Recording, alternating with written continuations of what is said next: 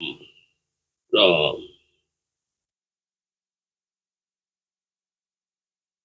हे राम। जय श्री राम।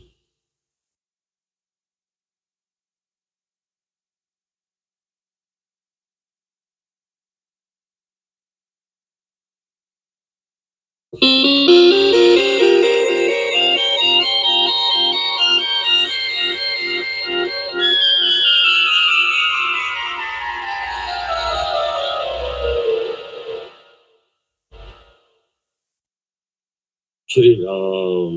जय राम। जय जय राम। श्री राम जय राम। जय जय राम।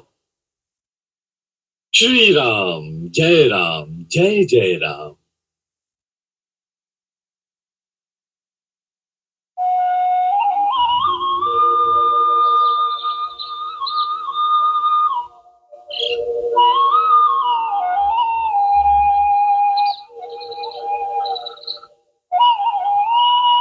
जय राम जी की।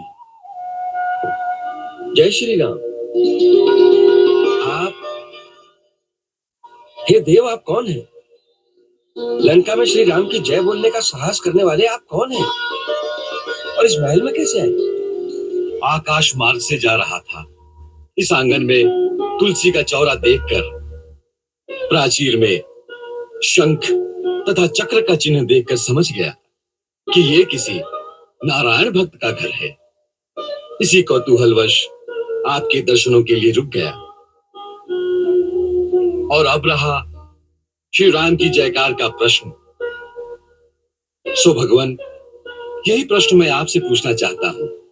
मैं तो बाहर से आया हूँ, कुछ भी कह सकता हूँ, परंतु आप तो लंका के निवासी होकर भी श्री राम की जय बोलने का साहस कर सकते हैं। ऐसे साहसी वीर आप कौन हैं? क्या आप राक्षस कुल के नहीं हैं? मैं राक्षस कुल का ही हूँ, परंतु श्री राम का भक्त हूँ। क्या राक्षस जाति को श्री राम प्रभु की भक्ति का अधिकार नहीं है? उनकी भक्ति का अधिकार तो प्राणी मात्र को है। प्रभु अपने भक्तों में ऊंच नीच, जाति पाति का भेद नहीं रखते।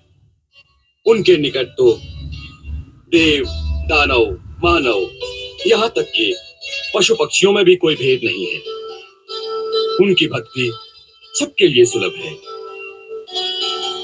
मुझे तो केवल इतना ही कौतूहल है कि राक्षस जाति में ऐसा कौन सा वीर है जो श्री राम प्रभु का भक्त है और लंका में रहने का साहस रखता है। इसीलिए आपका परिचय जानना चाहता हूँ। मैं महर्षि विश्रवा का पुत्र और महाराज रावण का छोटा भाई विभीषण हूँ। जहां तक लंका में रहने का प्रश्न है, तो हे महात्मा, मैं उसी प्रकार यहाँ रहता हूँ जैसे दांतों के बीच जिह्वा रहती है। किंतु इस दुखदाई अवस्था में भी एक ही आशा है कि एक दिन मुझे श्री राम के दर्शन होंगे और वो मेरा उद्धार करेंगे। बड़े विस्मय की बात है, आपने अभी तक प्रभु श्री राम को देखा नहीं और उनकी भक्ति कर रहे हैं। ये कैसा रहस्य है? ब्राह्मण देवता, हम तीनों भाइयों ने एक साथ कठोर तपस्या करके ब्रह्मा जी को प्रसन्न किया था। जब ब्रह्मा जी ने वरदान मांगने को कहा, तो बड़े भाइयों ने शक्तियां मांगी और मैंने केवल श्री नारायण की अनन्य भक्ति और उनके दर्शनों का वर मांगा। तब ब्रह्मा जी ने कहा कि जब श्री नारायण राम रूप में अवतार लेकर लंका आएंगे, तब तुम्हें उनके दर्शन होंगे। तब से मैं उनकी प्रतीक्षा में राम नाम का जाप कर रहा हूं। धन्य है आप और धन्य है आपकी भक्ति। अब आप अपना परिचय दीजिए कि आप कौन हैं? आपने अभी कहा कि आप बाहर से आए हैं। आप कोई हरिभक्त हैं, कोई देवता हैं, अथवा स्वयं श्री राम हैं जो मुझे अपने दिव्य दर्शन देने यहाँ आए हैं? राम राम राम। आपने मुझे कहाँ पहुंचा दिया राजन? मैं तो एक अधम से अधम व्यक्ति हूँ, एक ऐसे कुल का हूँ जिसका प्रातः नाम लेना भी अशुभ माना जाता है। मेरा ये छद्म वेश है। मेरा असली रूप वानर का है। मेरा नाम हनुमान है। प्रभु श्री राम की उदारता देखो। मुझ जैसे सद्बुद्धिहीन व्यक्ति को भी अपना सेवक बना लिया, और सेवक पर तो उनकी विशेष प्रीति रहती है। सो हे विभीषण, प्रभु श्री राम के अनुग्रह पर सदा विश्वास रखना चाहिए, तभी जीव अपने कर्तव्य पथ पर अडिग रह सकता है। हे हनुमान, आपके इस गूढ़ उपदेश से मेरी भक्ति स्थिर और चित्त शांत हो गया है। अब मुझे विश्वास हो गया है कि मुझे अनाथ जानकर एक दिन प्रभु मुझ पर अवश्य कृपा करेंगे। इस उपकार के लिए मैं आपको शत शत प्रणाम करता हूँ। उठिए राजन।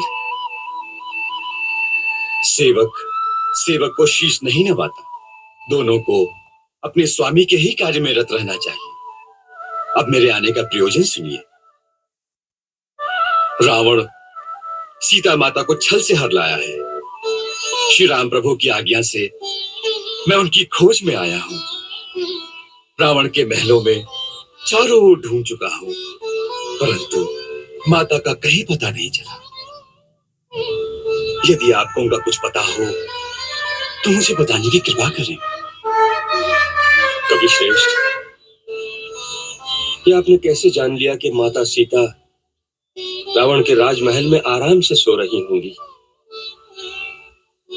वो देवी तो अशोक वाटिका में अपने पतिव्रत धर्म की रक्षा करती हुई एक वृक्ष के नीचे एक तपस्विनी की भांति रहती है। संसार के सारे सुख